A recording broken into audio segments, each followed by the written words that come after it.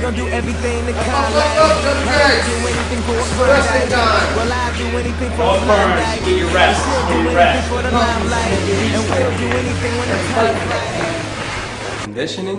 Oh wow. I don't know if you guys are watching, but these things, I know it may look like nothing, but my hands went from here to this, and it doesn't make me look too tough, does it? It's pretty bad. Come on, round it over. 10 seconds, burpees are next. Burpees are next, come on, all the way down, 3 push-ups. Come on, keep pushing. 4 seconds, 3, 2, 1, burpees, go! Burpees!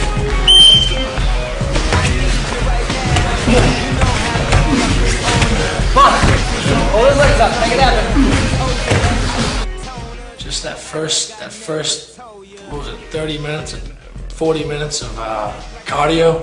Holy shit, let me tell you guys, I swear to God, I went through boot camp, and I gotta say that was probably worse. Yeah, my first night of practice was great. I'm winded, but can't wait for 6 more weeks of it. My first night of real training was a kick in the ass. These guys that do it every day, 6-7 hours a day, I get props to them.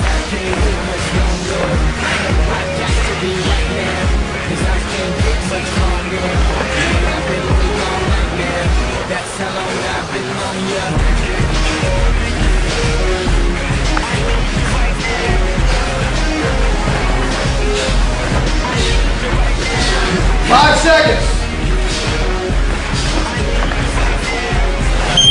Some more. That's a hard routine that we have our fighters do, and it's just constantly. It's very dynamic. It's constantly changing every 30 seconds. They get a new exercise, and it really pushes the envelope for the fighter to have to adapt to that. And to me, it's more like what they'll actually see in the cage. Conditioning. When you're going to fight, and a lot of people in the game today don't even do this, you know, at all levels. You got to get up in the morning. I don't care if you work at 6, you get up at 4. You run 3 to 5 miles every day. That's going to save your ass in this game, conditioning. When it comes down to the crunch, that night it's going to be a battle of, and most fights is nutrition. It's going to see who's put the road work in, you know, who's trained the hardest in the gym. That's what's going to tell the tale, you know, who gets up in the morning, who runs, who trains that night hard. Justin showed the most heart. He showed a lot of athleticism. When other guys were sucking down the water, he was the first one back out on the mat. He was the last one to leave. I don't know. I'm usually a pretty good judge of character. I don't think I'm wrong on this one. I think he will make it. He'll be one of the last ones anyway.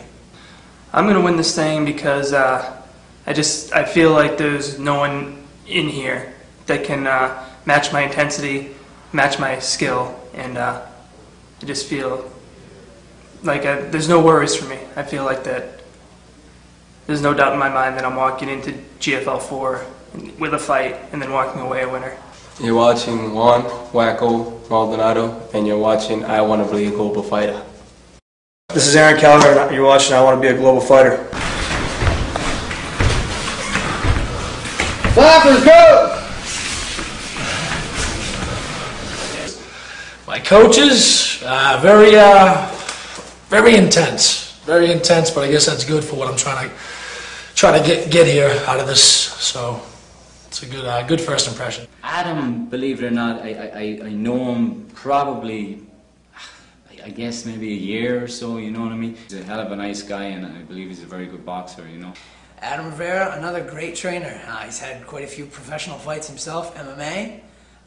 He fought Brandon Vera, not in the UFC, but before Brandon started fighting in the UFC, and he got some teeth knocked out. He is a vicious guy. He can take a shot like nobody's business. When I say up, you jump. When I say down, you sprawl. Up! Adam and I could have been separated at birth. We fight the same. We think the same.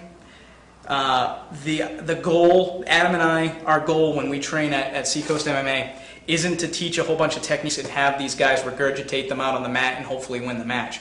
Our goal is to get them to think, to be cerebral fighters. Jumping jacks, go! So Adam and I are 2 peas in a pod. I wish I had met Adam 20 years ago. I really do. I bet you we would have fought same venues, and he would have helped me out with MMA, and I would have helped him out with submissions, and it would have been a great relationship.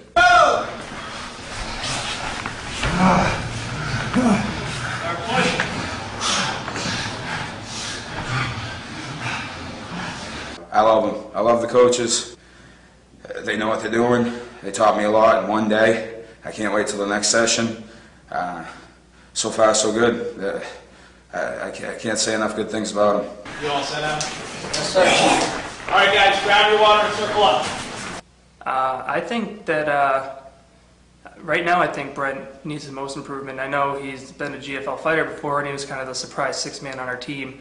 But surprisingly for me, during the opening conditioning stuff, he seemed to be the one that was lagging behind. He doesn't, I don't know if because he's a GFL fighter, but he seemed to be lagging behind, like he has no worries. He's just kind of here going through the motions. I really think he needs to step it up for himself as well as everyone else, because he needs to work hard to make everyone else around him better, not just himself. Circle up. Have a seat. All right. We have a limited amount of time to work with you guys. Okay, so what we're doing right now is an evaluation process. We're trying to see who's athletically capable, who's got some natural attributes. That you look like you're going to be a good striker, do you look like you're going to be a good grappler. It is impossible for us to try to make you a well-rounded fighter in the time allotted. So we have to figure out what your strengths are and accentuate them. And we got to figure out what your weaknesses are and try to minimize them. So we're here to help you. If it seems like we're being dinks, we want to see you succeed, okay? But the fact is, not all of you are going to, okay? So this is a culling process. We have to figure out what do we have to work with play. Okay, so all of you guys have some knowledge about what goes on. If you have Spike TV, you know exactly what goes on, okay? Adam is your MMA coach. I'll be your grappling coach when you guys come to the school. Jimmy DeLuca will be your Brazilian Jiu-Jitsu instructor. Keith is going to be your stand-up instructor. Adam also does boxing, so he'll supplement the Muay Thai with his boxing.